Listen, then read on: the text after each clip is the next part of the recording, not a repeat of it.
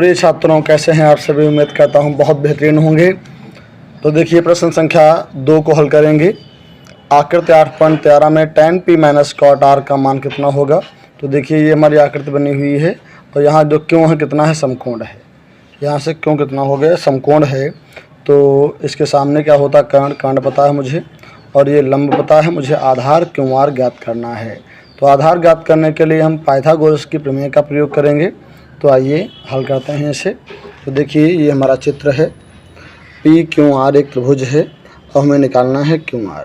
तो भाई Pythagoras theorem का प्रयोग करेंगे। पाइथागोरस थ्योरम क्या है, कर्ण स्क्वायर, तो कर्ण हमारा 13 है, कर्ण स्क्वायर बराबर लंब स्क्वायर, लंब कितना है 12, इसका स्क्वायर हो गया, प्लस आधार यानी क्यू आर का स्क्वायर।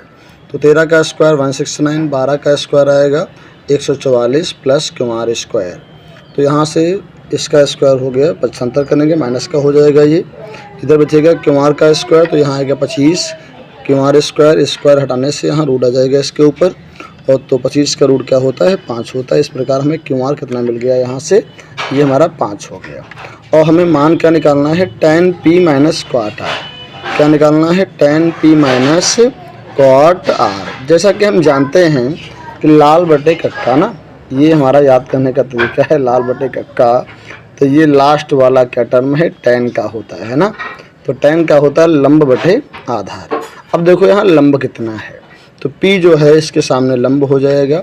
तो p ये है ना, इसके सामने लंब हमारा 5 है, हमें ऊपर लंब भी रखना है। तो क्या रखेंगे, 5 बटे आधार। आधार क्या होगा, अगर लंब 5 है तो आधार क्या होगा, ये 12 होगा, क्योंकि कर्ण जो होता है फिक्स रहता हमेशा है।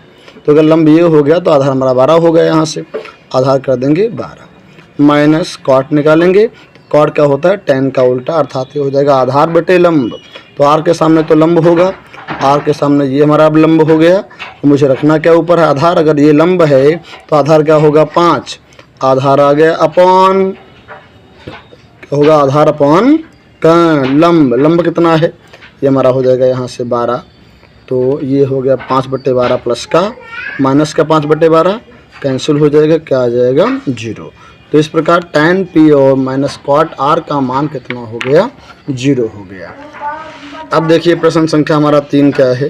प्रश्न संख्या हमारा 3 जो इस प्रकार दिया गया है कि यदि sin a बराबर 3/4 है तो cos a और व tan a का मान ज्ञात करो। तो देखिए sin का होता है लंब बटे कर्ण। हमें आधार नहीं मालूम है, आधार निकाल लेंगे यहाँ से। तो हम जानते हैं कर्ण स्क्वायर बराबर लंब स्क्वायर प्लस आधार स्क्वायर, ये पाइथागोरस की प्रमेय है। तो यहाँ से कर्ण कितना है 4, तो यहाँ हम करेंगे 4 का स्क्वायर बराबर लंब कितना है 3, तो 3 का स्क्वायर हो जाएगा प्लस का हो जाएगा ये आधार का स्क्वायर। 4 चौको 16, 3 3 9 प्लस आधार का स्क्वायर, पक्षांतर करेंगे 16 माइनस का 9। तो यहाँ से आएगा आधार का स्क्वायर, स्क्वायर हटाएंगे यहाँ से, तो घटाने पे क्या आएगा 7 आएगा।